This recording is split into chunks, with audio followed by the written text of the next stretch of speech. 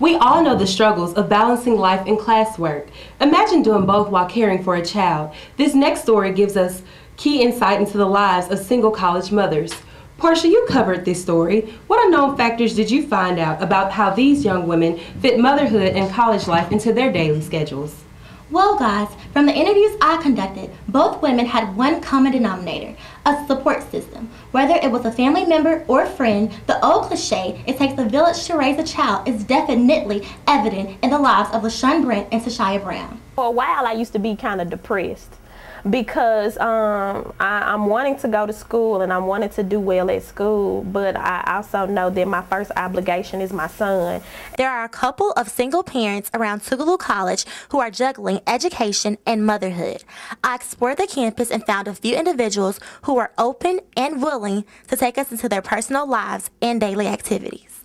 It was hard trying to find someone to pick my son up before the daycare closed, because my mom, she wouldn't get off until 6. The daycare closed at 6. I have to be at work at 4.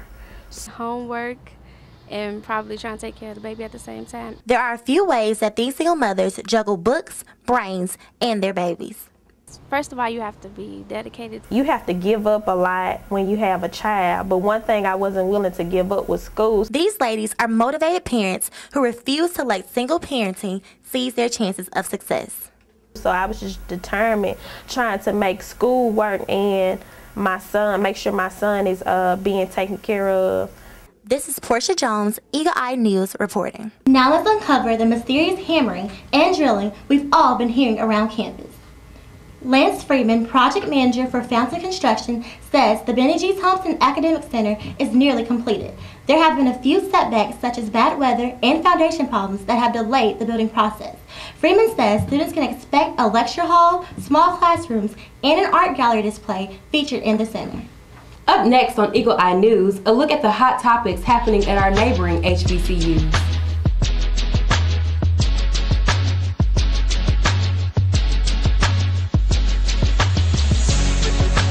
The Mississippi Valley State University football program is saddened by the news that all their scheduled games this season will be played on the road.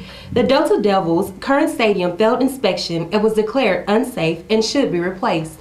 According to HBCUdigest.com, W.L. Burley Engineers PA engineering report says the replacement cost is estimated to be $1.75 million.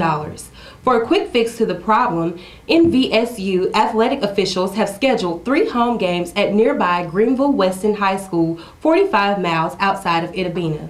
4 robbery incidents have happened on the vicinity of Jackson State's campus adjacent to the university near the soccer field.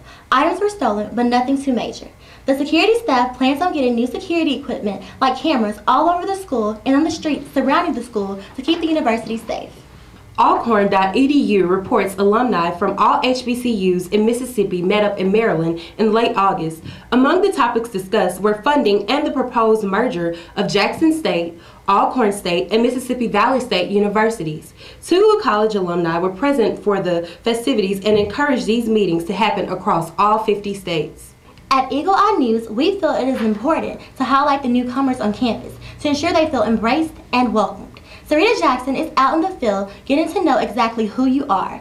Here's Sarita Jackson with this week's Lucky Newcomer. The freshman class of 2010-2011 have been adjusting to college life pretty well, although there are some who are hesitant and reluctant. The freshman class is successfully getting the swing of things. The more time I spent here, the more comfortable I got with it.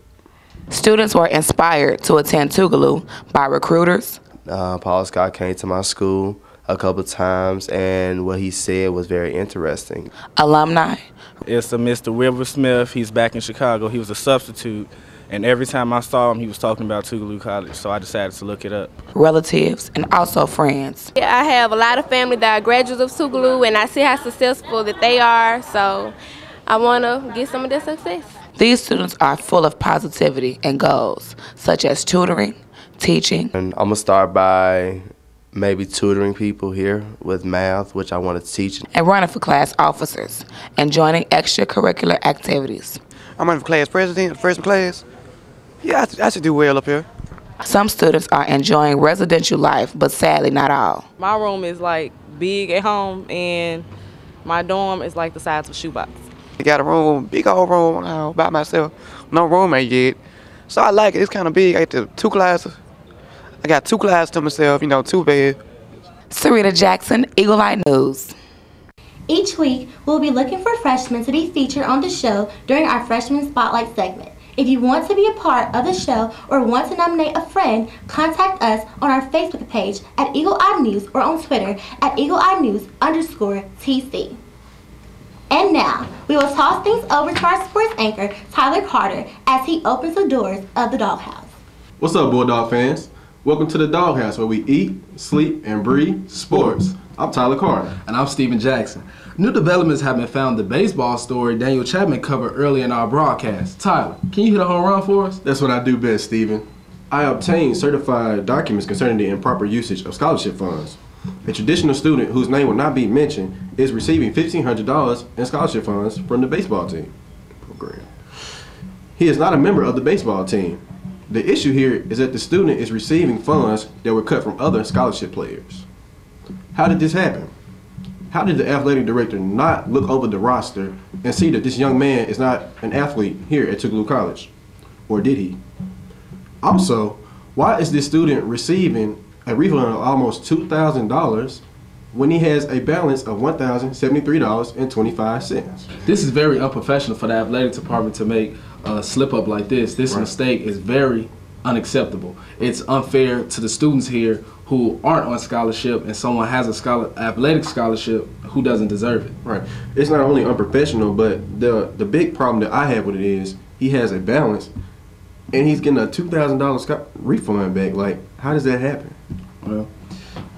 Well, on the other news, history was made at Tougaloo College August 31st. The Lady Bulldogs hosted Belhaven University. The Lady Dogs put the crowd on their feet with a brief lead in the first set of the game. However, the Lady Blazers spoiled the Tougaloo party with a 3-0 straight set win. The Lady Bulldogs will play an 11-game schedule this season and recently lost its last 2 matches against Philander Smith and Russ College, bringing their record to 0 wins and 3 losses. It should be an interesting season for our volleyball team as they face opponents with more depth and experience. The volleyball game was lacking support from cheer from the Tougaloo Bulldog cheerleaders. Mark Ford has coverage of when we can first expect to see the cheer squad on the sidelines. As the cheerleaders get ready to choose their new members, they also have a new advisory, Ms. Strange. I personally do not have a background in cheerleading, but I do have a background in dancing. And that is something that a lot of the cheerleaders do now. I was on the dance team here for 2 years when I was a student here at Tougaloo.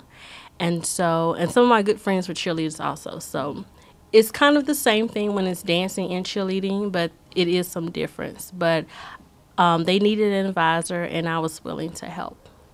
Aside just for cheerleading for the basketball team, the advisor also told me that they will perform on high school day. After speaking with the co-captain, Captain Robertson, she feels that the cheerleaders should be involved in all sports and around the community. We only cheer for the basketball team, which I feel is kind of unfair. So we're trying to get more involved with the other students that play sports because the school always asks us to participate. So we're trying to get more involved to let more people come out and show more support for the school.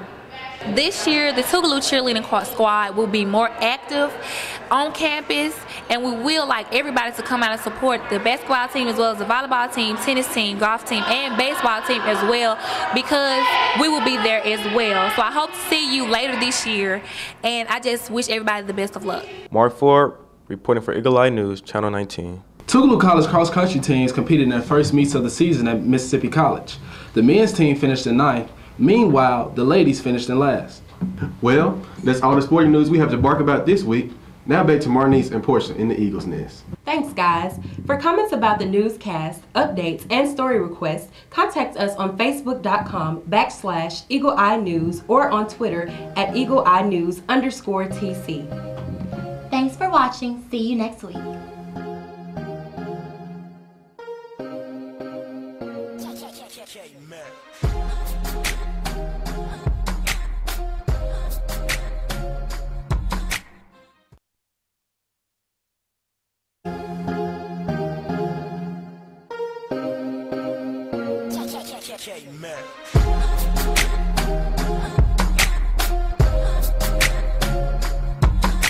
welcome to our first airing of Harambe